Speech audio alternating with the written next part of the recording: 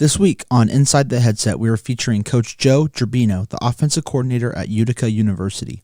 Coach Gerbino discusses his start in coaching, recaps his season, and reflects on his selection as the DIII Assistant Coach of the Year. If you like this podcast, make sure to follow us wherever you get your podcasts, and don't forget to subscribe to our YouTube channel to watch new episodes each week. Now, let's get inside the headset with Coach Bino.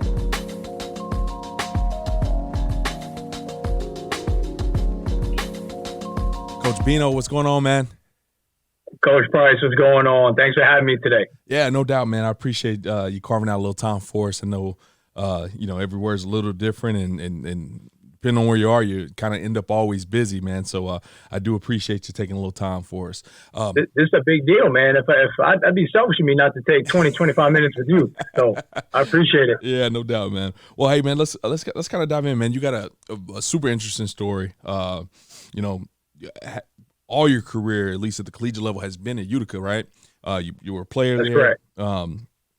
You spent all your time there, and I just want to start first by asking, what made you get into coaching? Obviously you had a good experience as an undergraduate athlete. What made you get into coaching, and then what made you? How did you end up on that staff? Yeah, I'm like the worst person ever to ask this question to, because I got really, really, really lucky, man. Okay. I tell everybody, like I graduated and I went back to my home state of New Jersey, and I actually used my business degree to, get into the corporate world. And my head coach called me out of the blue and was like, I think you would be great for this. Like, are you interested in being a GA? And, me being young and I don't know any better, I played D3 ball. I didn't even know what GA stood for. And I thought all my coaches were full-time and lived in big houses. And, right. And like some of my coaches that I had here at Utica were some of the best coaches that I've met to this day. And so I was very lucky once I figured out what a graduate assistant was, that I was like, yeah, man, you tell me the time and the place and I will be there. So he took a great risk on me. I guess he saw enough from me as an undergraduate student athlete and player here for him. And, I was lucky enough to play and be seen as a leader by my peers and all that. But I guess you never know who's watching and what the impact you're going to make is. I interviewed for that day every day. I interviewed for that job, every day as a player. Right. And it really worked out for me. Well, you say you were in business school. You use your business degree. So you were basically out, just working in this business field, whatever job it was. He picks the phone up and calls you out the blue and says, hey, man, you want to put a whistle around your neck and come hang out with a bunch of ball coaches all day long. And so what made you feel comfortable with taking that risk? Yeah, so I originally got in it for my master's degree, I guess. So I was working on my MBA, and it took me, Coach Price, one day to catch the bug. Like, it was kind of a calling, I would say.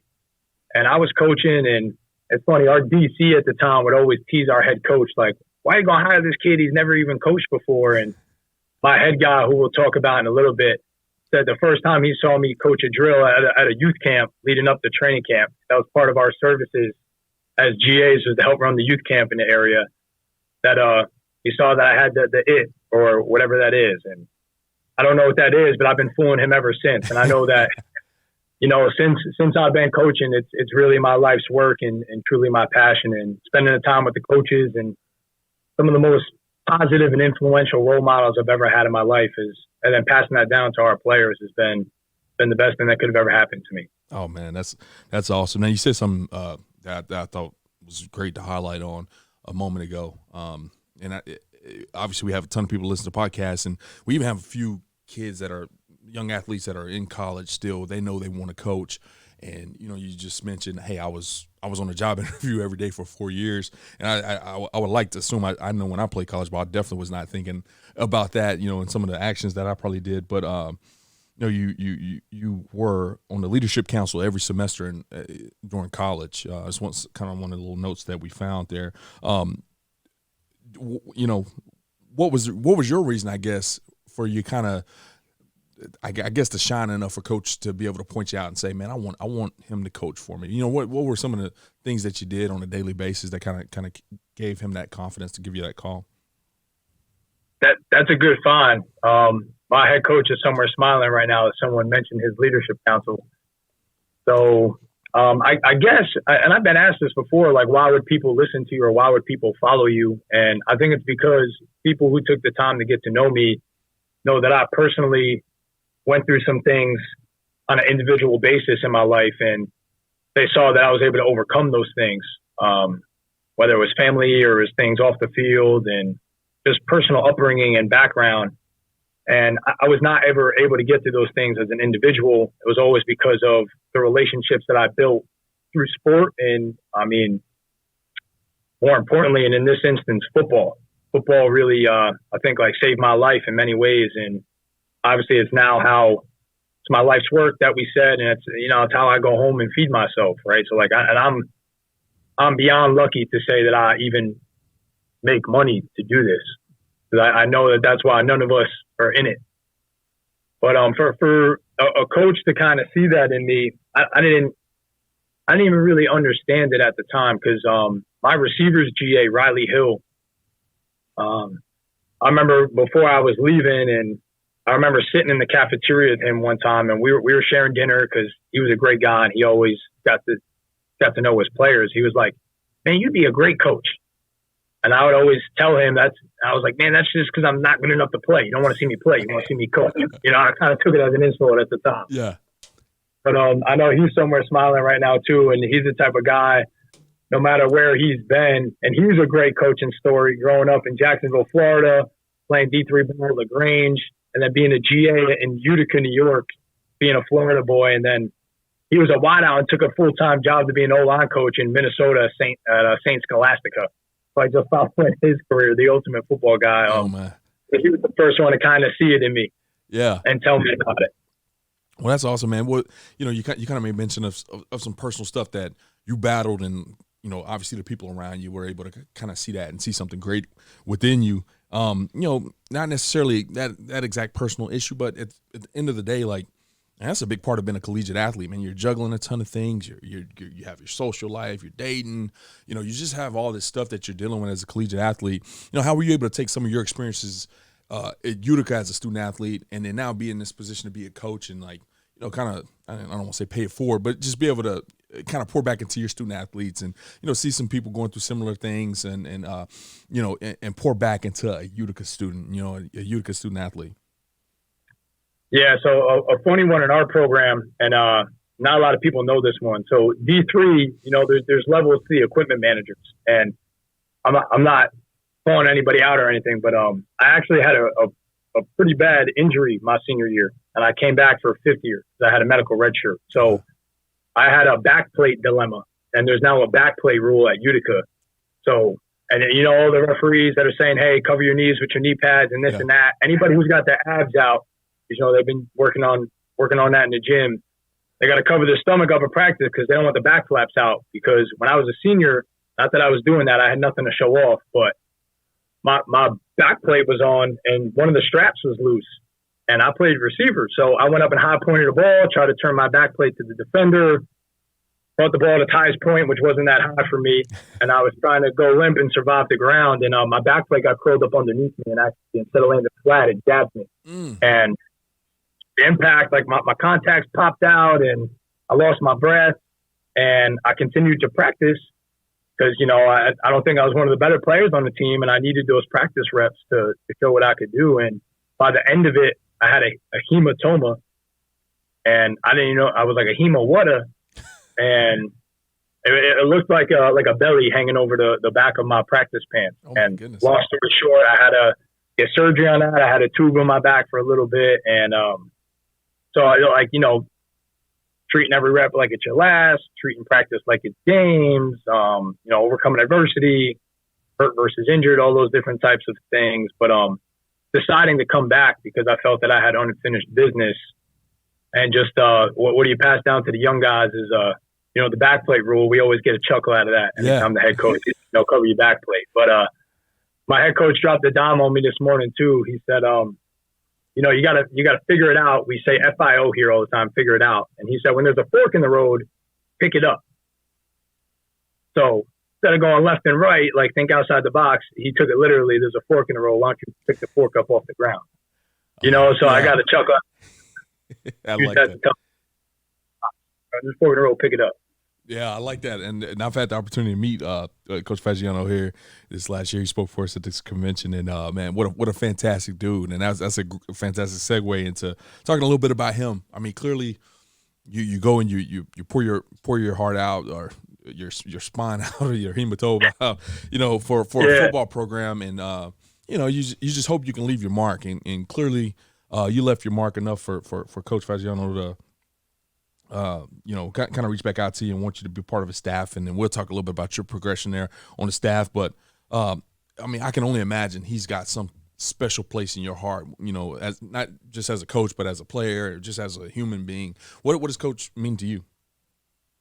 Coach recruited me, man. And I'm from New Jersey, and I'm from Northern Jersey. Went to Mawa High School. My high school coaches are still a big part of my life. Coach Caparelli, Coach Jeff Remo, Coach Chris Diaz, and now Adam Zutch, who's the head guy there.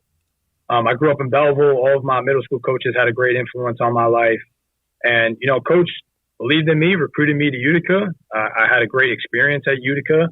And he hired me as an offensive coordinator and to coach the quarterbacks when I never played quarterback.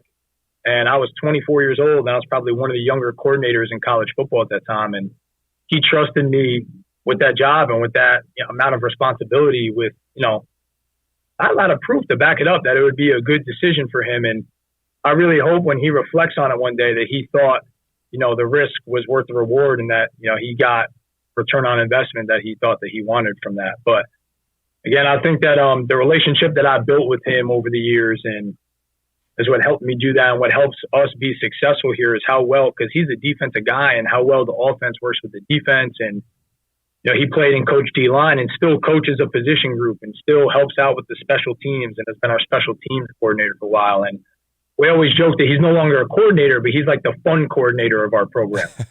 He's the guy always playing in the fishing trips and the bowling and this and that. And he really encourages the guys to spend a lot of time with one another. He's a man of faith. He's a big believer in community service and giving back. And I think that's why we have a lot of people at our games. And, he's always he's a big loyalty guy and a big trust guy. And I'm so glad and fortunate that he, was loyal to me and put his faith and his trust in me. And again, like I said, I just hope that he thought that it was the right move. Absolutely.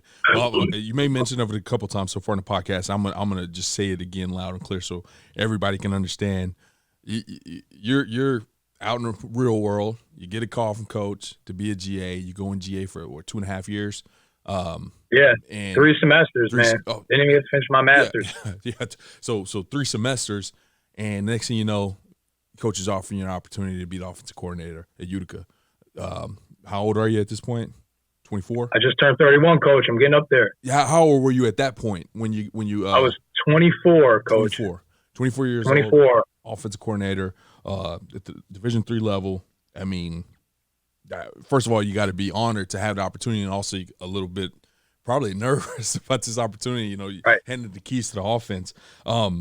What at that point in time, where do you go for your development? What were you doing to say, hey, how do I prepare myself for 3rd and 11 games on the line? I need this. Where did you go to sharpen your axe? For those big moments. Yeah, I give Coach Faggiano a lot of credit. He never closes any doors. So if I thought that our program could benefit off of going to a camp, a clinic, or speaking with another staff, he's never said no. He's always said, come back with something. Make sure you got your questions and make sure you come back with something.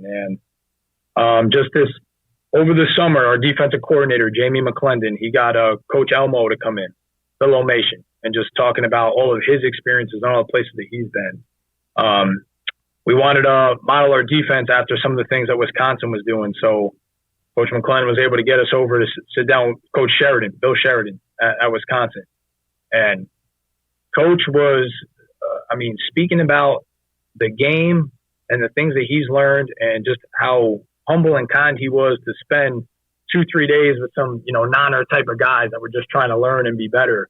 I mean, he was rolling on the floor, showing us a sweep the ankle tackle drill, like live demonstrations, like clicking the ankles and the shins, and giving us his all, fitting up a dresser in the back of a door, about creating a triangle. So just like, that's the great thing about our profession is that the willingness to, pay it forward or give back to the next guy. And like anywhere I've ever been, if there's a coach within a 6-foot radius of me and I don't know who they are, they go out of their way to shake hands and introduce themselves, not because of who I am or who they are, but because that's just kind of how our profession is. We take care of one another because we're in it for the kids, and we're in it to invest into the people under us. So we got to invest into each other. And the better we all make each other, the better we'll make the people around us and under us, and so on and so forth. So that's been good. So like the people that I went to, just obviously those 2 big name coaches that I've said, but my coordinators before me, Jim Kramer, who's a Springfield grad, and he's now a local high school coach. Like he really set me up and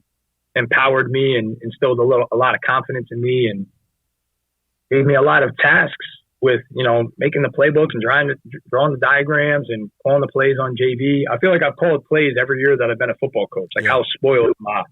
Like I'm looking back on it now, I've just been real lucky. Right.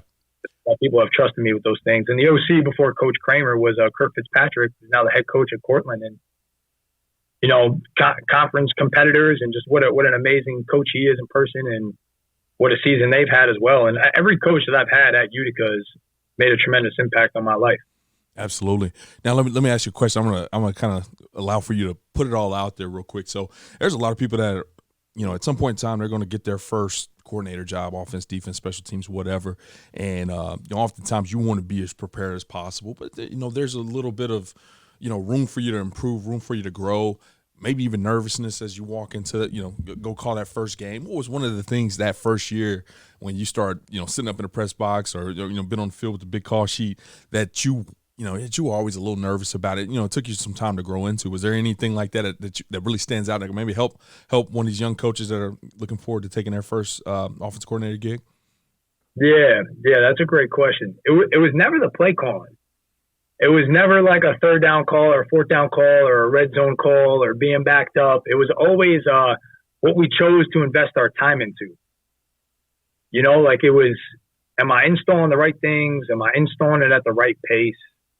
Everybody runs power and inside zone and 4 verts and mesh in some type of regard, but are we teaching it the right way? Right. And are we utilizing our personnel? And this year I felt like we really knew who our guys were, every individual member of our team, and we tried to find the things that they could do well, and we tried to match our schemes that we knew and we were confident in teaching to what our players could execute, mentally and physically. So, like, am I investing? What I always worried about was, am I investing my time into the right things in the right way? And it was never really an individual play call, and it was always, did I coach all my guys and did I give them everything that I had? Yeah. Use the term not to use a bad term here, but we use the term die empty. And, like our guys really believe in that and they want to empty the tank out, and want my guys to feel comfortable that they could do that because they see me doing it as well. Absolutely. So, I always want to see that for the guys too. Even when I was a coordinator, maybe I didn't know any better, but I always worked like I was a GA. Yeah. And maybe because it's a Division III level, I'm not going to ask somebody to do something that I'm not that I'm not capable of doing, but not that I'm willing of doing. Absolutely. Like, I'm going to draw a scout card too. Like, I'm going to go and hit the road and I'm going to go recruit too. So, and anything in between, no task too big or too small. Yeah. Well, I love that you kind of pointed those two things out, because that's interesting. You could almost argue that, young or old, those are probably two things that, I don't care who you are, you probably want to make sure that you're using your time as wisely as possible, as efficient as possible, and giving everybody everything that you got. And it's kind of one of those things that probably never goes away. You feel more confident that you're doing the right things, but you probably always, I feel like if you want to do a good job, you're probably always asking yourself that, regardless if you're, right, 10 years in, first year in, or 30 years in, you want to make sure you're doing that correct. So that's awesome, man. Now, obviously, you had time to coordinate over the years, and this year was was quite special, right? You guys qualified for the NCAA tournament for the first time in program history, and not just qualified for tournament. You guys won your first round, made it to the second round, and I can only imagine how, first of all, it's special for everybody involved in that program, but for you to be a player there and probably had some of those aspirations as those 5 or 6 years that you played ball there, to see it come to fruition, not as a player but as a coach. How special was that for you? Yeah, like our program, it's young. We've only had football since the year 2000. So, and we've only had 2 total head coaches, and Coach Faggiano, I believe, is going on his 16th year here as a second head coach. So he's really seen it from ground zero. Yeah. And I think he's got a strong relationship with a lot of the guys that played here. So it's been awesome to see like our little foundation and our little culture and our group of alum all come back. Like homecoming this year, we went up, we were running, we usually, halftime hits, we run up the hill, we go towards the locker room, we have our meeting spaces, and we go and talk about the adjustments. And at homecoming, we couldn't even make it to the locker room. Because like the amount of guys that were back and like, yeah, they had their rings from an ECAC bowl game in 2018, and they were showing them off, and they were saying, "Hey, you guys are going to go get a better one this year." And just the amount of guys that tune into a live stream of a Division III game every single week has been awesome to see the alumni grow and take pride in being from here. And I think that's one of our primary goals. Whether we win 10 games or we win 6 games, we want people to be proud that they chose to come here and invest their time here, die empty here, and graduate from here. I want people to be proud to be wearing the moose on their chest or the Utica on their helmet. So that was special to see us win 10 games and going on and won the regular season and win a first round playoff game. And a lot of people for a long amount of time invested a lot into seeing that happen. So it wasn't just the guys this year. It was all the guys before it and the guys that are going to follow. Yeah. Well, real quick, I wanted to, before we have to start closing up here, I did want to dive in a little bit about some of the uniqueness of coaching at the Division III level. Every experience is different, and honestly, there's D3 schools that operate so differently, and you have a unique duty as a part of being a coach at Utica. Talk to us a little bit about what else you're involved with within the university.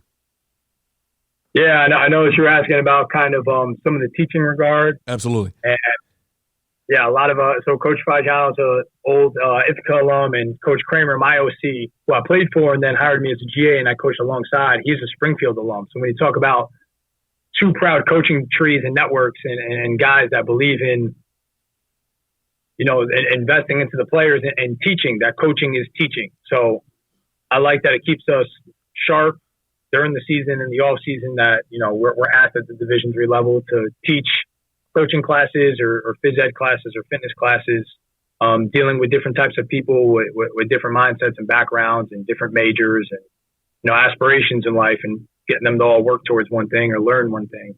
And I know that you and I were talking about at the Division III level unique that you could do private training. So I have like a passing academy that I do in the off seasons, and that started from, we do local high school camps here, and we would, volunteer our time, and I would do an hour or 2 hour long quarterback individual period with, 14 to 16 local high schools. And a lot of the high school coaches would ask me to continue to work with their guys because within a day or two, they felt they got better or they learned something. They enjoyed the interaction. So during COVID, I found an organized way to allow that to happen. Yeah. And, it started from a mindset of trying to get the football in the area better. Not that it's not any good, but if I could use whatever little knowledge I've acquired over the years in this great profession and game that we all dedicate our time into, if I could pay it forward and pass along any information that I have, I wanted to do that. So, in the off seasons, I work with a lot of the local QBs at the local high schools, and it's awesome to see them play basketball and contribute to the community, doing community service and play football, So, and then it keeps me sharp in the off season, and I coach as young as 9-year-olds too. So, your cues and your verbiage has to be really good to get, a 9-year-old to understand how to take a drop and keep his eyes on the right thing and throw the ball. Absolutely. So, yeah. And the things ironically that work with the young group work just as well with our group, because we always talk about keeping it simple.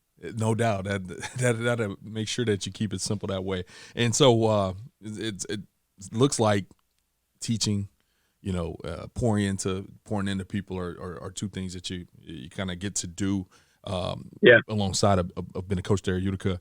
And one thing, if anybody keeps up with you on social media, they know you kind of do that in your own leisure time. Within been super involved on many podcasts, clinics. You're always trying to pour back into the profession. Why is that important to you to be able to do that? I think because of the question you asked me at the beginning of this whole thing, that somebody trusted me for a position that I may or may not have been fully prepared for. You always think you are, and you never are. You always look back on it and say, I could have done better, like you were talking about. And, somebody had to teach me how to do things, or I had to teach myself how to do things from videos or clinics, podcasts. So I always want to be that to somebody else, for whoever was that for me. So I always enjoy giving back or sharing whatever information I have that can be useful to somebody else. And I know there's a couple guys out there that are afraid to do it sometimes, or maybe afraid is not the correct term. They're a little more secretive with their information, and I understand why they may be. But if you have a growth mindset and you're constantly looking to be better and you're constantly looking to learn more to apply it to your personnel, well, the information that you gave last year could be outdated by this year. So that's how I kind of look at it too, is like I always want to give information, and the next time I'm put in a position to give that information, I hope that it's better than the last time. Yeah, absolutely. Or it's more plentiful. Yeah. Well, I kind of bounced around here on these last couple of questions, but I do want to go back. I want to throw in one thing, right? Not only did you guys qualify for the NCAA playoffs, win the first game, but you had one of the second best, I believe, offense in Empire 8, right? One of the top offenses in the conference. And you also had one of the best 55-page papers because you got your master's degree. If you were paying attention to the story here, you did 3 semesters and had a semester left, right? You decided at all semesters to pick this one to kind of wrap that up, right? Crazy, ain't it? Like, my decision making must have been impacted in some type of way to sign up for my capstone this fall. But amongst all the accomplishments that our team was able to, achieve this year, that was personally for me to finish my MBA this fall and graduate in December 22. My family is trying to talk me into walking at graduation, which I am heavily fighting right now, because I did not walk as an undergraduate student because of my 5th year that I got into the workforce.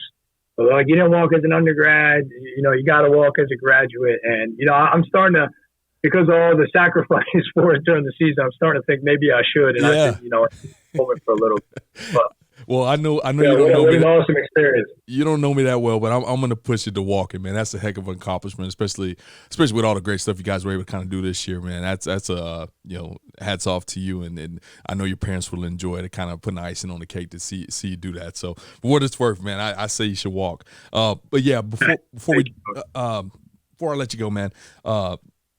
One awesome thing from our end is you were the AFCA Assistant Coach of the Year for the Division III level this year. This award is voted on by your peers. What is it? What did that mean to you to kind of be recognized, not just by us as an organization, but coaches that played against you, that have listened to your podcast, seeing you do clinics, seeing you coach their high school athletes, all these people that you've touched over the years, just feel the confidence to go vote for you to be the AFCA Assistant Coach of the Year for the Division III level. What did that mean to you? It's hard to put into words, because I tell a lot of people, like through our recruiting official visits, and because people are on social media nowadays and they see and they ask, I personally try to not bring it up at all, and I try to forget that it happened, because I feel selfish for the amount of sacrifice that everybody made in our program, that only and not only one of us is getting recognized. Yeah, but no, I understand. I told our guys who all congratulate me in a team meeting, and our head coach is a selfless servant leader, and he tries to promote those things as well. And I thank everybody for trusting and believing in me, because just because we draw it up on the board doesn't mean everybody needs to do it. So, and it doesn't mean it's the most efficient or effective way to do it, but our guys fully buy into it. So we believe that the players win games here, and the coaches could get in the way of that sometimes. So, like, I thank our players and our staff and for Coach Faggiano for believing in me and letting me kind of have some ideas and run with them. Because, some of them have worked, and I've learned, more importantly, more lessons from them not working. And, I've had a lot of freedom to call a lot of bad plays here. And that's how I've learned to get better from, being thrown into the fire of it. But our program, it's a non-negotiable to go to the AFCA convention, which I'm also very thankful for, that our entire staff, every single year that I've been a coach since 2015 and 16, I've been to every single AFCA convention, and how lucky I am to say that. The amount of, impactful coaches I've learned through that, I've met through that, and been able to build relationships with. So to be recognized like that is just such a humbling experience. And I have so many people to thank, and, individual achievements come from team success. So I got to thank our entire program, and for you guys and whoever talked you guys into influencing you or swaying you to have that thing come my way. I don't know what I owe those guys, but I appreciate it. Coach, I saw you and your program and your players and your staff's hard work, and happy you were able to be recognized and your program to be recognized for that. But hey, before I let you go, I do want to give you an opportunity to plug in your social media. You post a ton of great stuff. Love for people to kind of keep up with you, follow your journey. So please, if you want to share your Twitter, that'd be awesome. Yeah, Twitter account is @Coach and then Gerbino, Gerbino. Just look up my name and I should pop up. All right, cool, man. We'll make sure to link that in the show notes as well. Coach, have a great spring, great summer, excellent fall, and look forward to seeing you at the convention this upcoming year, okay? Thank you again, Coach. All right, thanks for your time. Thanks for listening to this week's episode of Inside the Headset. If you heard anything on this episode that you would like to learn more information about, head over to afcapodcast.com, where you can find every episode and all of the corresponding show notes. While you're there, take a second to rate, review, and subscribe to the podcast. If you have any questions, comments, or suggestions for the show, please let us know by sending an email to podcast@afca.com. Make sure to follow the podcast on Twitter @InsideTheHeadset and tag it when you share each episode. You can stay up to date with all things AFCA by following the @WeAreAFCA Twitter account. Every episode of Inside the Headset can also be found on your favorite audio streaming platforms such as Spotify, Apple Podcasts, and YouTube. If you are not currently a member of the AFCA, be sure to find us online at afca.com and apply to join over 10,000 NFL, college, and high school coaches from around the country who are striving to be the best they can be. With an AFCA membership, you gain invaluable access to the annual AFCA convention, the bi-monthly magazine, and the new and improved digital library, which contains thousands of videos and articles contributed by hundreds of current and former football coaches. You can also visit afcainsider.com to sign up for our free weekly email newsletter on the right-hand side of the screen. It comes out every Tuesday at lunch and is filled with great articles and stories written by many of the same coaches you hear on the podcast. It's geared to help you become a better coach tomorrow than you are today.